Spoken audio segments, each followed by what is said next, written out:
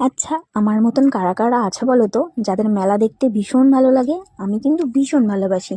তো এই মেলাতে কিন্তু আমার প্রতি বছরই আসা হয়। তো চলো তোমরা দেখতে থাকো ভিডিওটা। তো এই মেলাটা হচ্ছে বগুলা শ্মশানেই হয়। যারা বগুলাতে থাকো তারা তো জানোই, আর যারা কখনো আসোনি তারাও কিন্তু চলে এসো। এটা বগুলা স্টেশনের কাছেই শ্মশানেই মেলাটা হয় প্রত্যেক বছর। তো এই যে দেখো, আমি আর মা কিন্তু মেলার মধ্যে চলে এসেছি।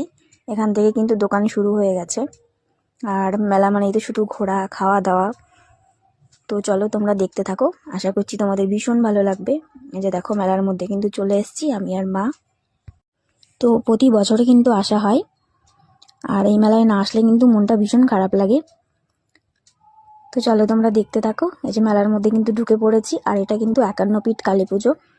তো অনেক ঠাকুর হয় এখানে, তো তোমরা দেখে নাও জায়গাটা কত সুন্দর লাগে। আর এখানে আসলে কিন্তু মনটা একদম শান্ত হয়ে যায়। দেখো কত সুন্দর ঠাকুর। মায়ের রূপ কিন্তু অনেক রকমের, কিন্তু মা তো মাই হয়।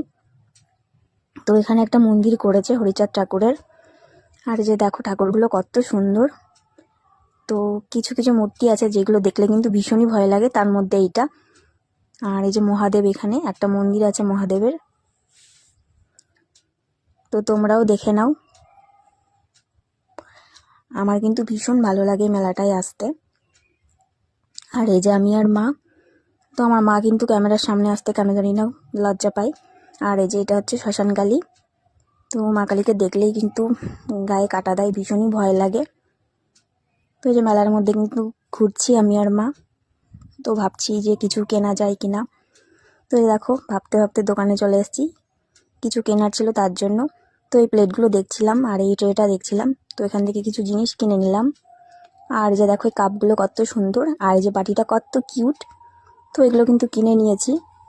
আর যে তারপর এই দোকানে চলে এসেছি কিছু জিনিস দেখার জন্য। এখান থেকে একটা কানের নিয়েছি আমি। মেলায় আসবো আর কিছু কিনবো না তা তো হয় না। তো তার জন্য দেখো, এখান থেকে কিছু জিনিস কিনে নিলাম। আর এই যে দেখো মেলাটা, যারা যারা এসছো তারা তো জানোই।